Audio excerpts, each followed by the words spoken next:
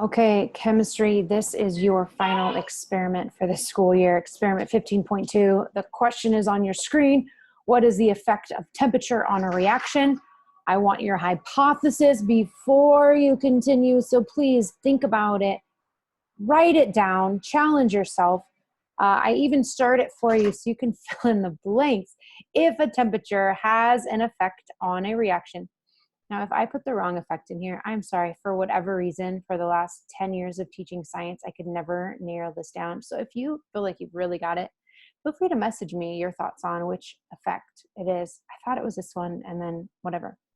Okay, if temperature has an effect on reaction, then I think something, because give me a reason.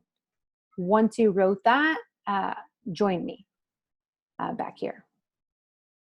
All right, I gotta stop recording. Oh dear. Okay, so in front of my red wall, I like to call this red wall science, and I wore my favorite science shirt, Never Trust an Atom, because they make up everything for our final lab. So that's awesome. We have all of our supplies here. Let me show you what we got, as well as, I guess, the rest of my living room. Whoop, hold on. We have our 2 test tubes, our eyedroppers, our 2 beakers. This one's already filled with ice. My heat is already going. I've made the indicator, if you remember from previous labs, our cabbage water indicator. This turns bright pink for an acid and will go to a green and then to a bluish color for a base.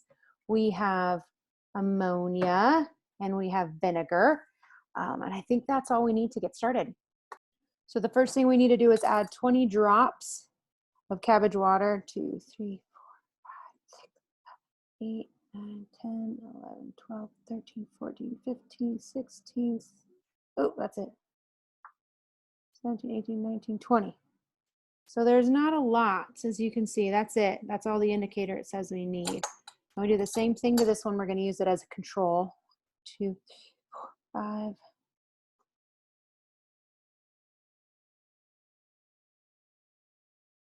Oh, we're close. See that here? 15, 16, 17, 18, 19, 20.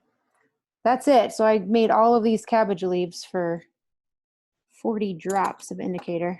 My house smells like awesome cabbage right now.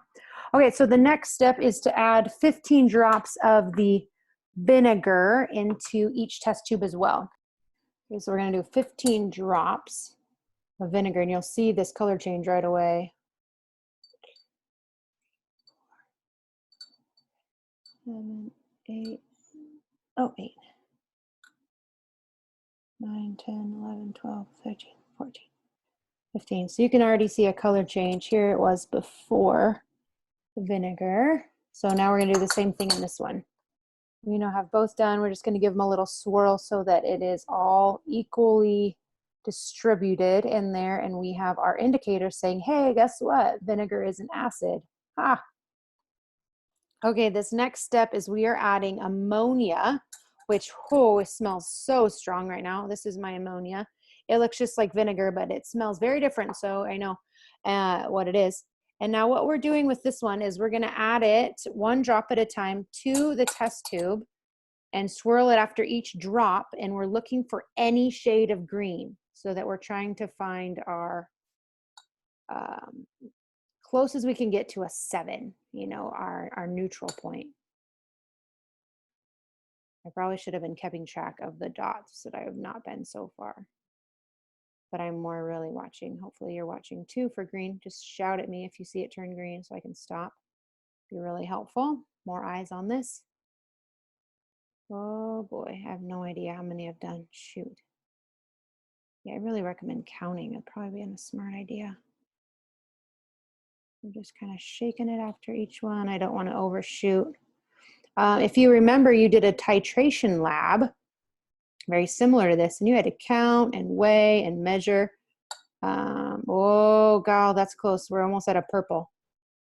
We want to get it just to any shade of green. So once we hit purple, we know we're really close. Just for a comparison, so you remember where we started. This is how color the pink is. This is the untouched ammonia, as you can also tell by height.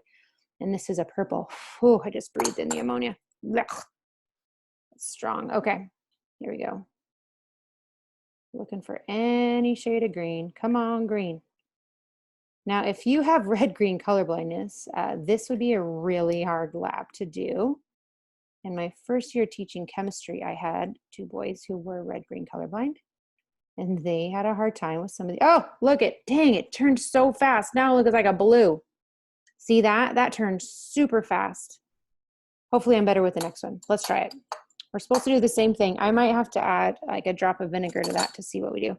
Okay, same thing. Second one. Okay, so I paused the video so that you wouldn't have to watch all of that, but we are hopefully getting, wow, the other one has so much more in it still. Hopefully I don't pass it. There's our comparison, and we're just trying to get a shade of green in the new one here. Oh, I don't want to pass it. I feel like the other one I kind of passed it. It just looks so blue to me. One drop at a time. This is a patience thing. It's probably even harder on your end just watching me drop into a test tube. Good thing I'm super entertaining. Here we go. Come on, little guy. Be bad if I started dropping into the wrong one too. There we go. Oh, nope, still purple. Still purple. Oh, is that it? That's very much a purple. Come on, you. There. I don't think I overshot it. That must be the initial color. I don't know. I mean, it was purple, and then it just in an instant turned that blue color. So we're just going to stick with it. Okay. So the next step in this is we put it into our ice. Now it's mostly ice and a little bit of water. So you can see that. Oh, it's pretty foggy. Let's see if we can make it any more clear. So that's where we are. Maybe I'll set it on the box. I've been playing a lot of canasta, so here's my canasta box. Get a good picture of that. Boom, look at that. Let's watch that happen. Okay, so now what we're supposed to do is I'm gonna go put some really hot water in this one next to it, and we're gonna watch it compare. It's boiling water, and I'm supposed to have it over some kind of heat, but I might just bring you with me over to the boiling pot. We're supposed to let it sit in here. I'm just wiping off the condensation so you can see their color inside. That's where we are so far, and we're gonna just give that a few minutes. Okay, so we have one sitting in ice, and I just went and put one in 30 seconds of heat, and you have a distinct difference. This one, which is heat, this is the shaky one, is heat, and this lighter color blue. I'm gonna put them both in ice and then do it again so you can see a difference. I take you over to my heat, but I don't know how well it'll work. So this one was in heat. We're watching it, see if it changes while being in the cold. You can still see there a very clear difference in the water there. Just to give them a good minute, shake them up. We're finding what does temperature do to a reaction.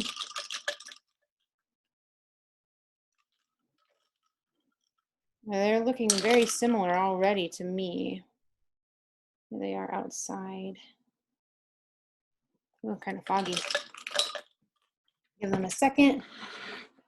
Let's see, lift this guy up a little bit. The camera, booyah. All right.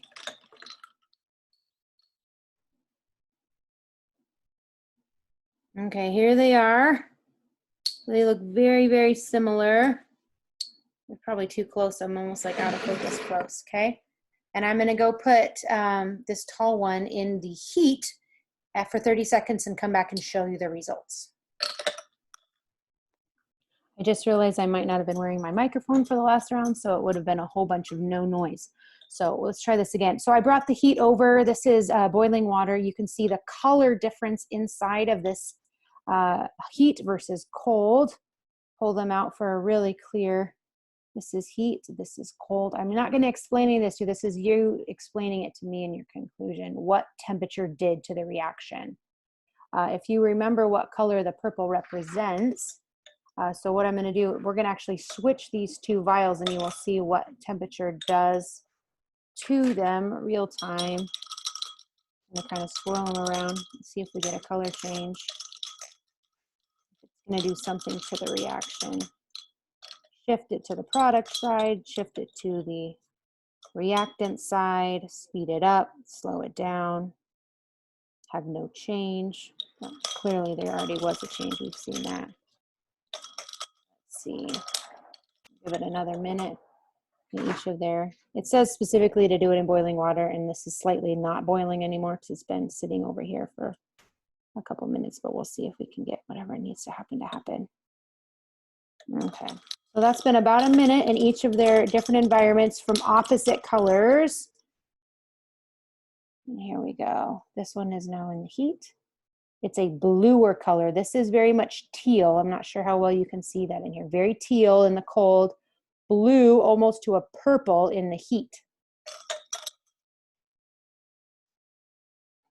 So that should be all the data that you need for you to tell me what effect temperature has specifically on this reaction. You don't need to tell me all reactions, just this one. You must use data from this experiment to prove it. In your conclusion, you want all 4 steps. If your hypothesis was right, summarize data, explain your data, tell me any ways that there were errors or ways to improve this experiment, and have it turned in ready to go on Thursday.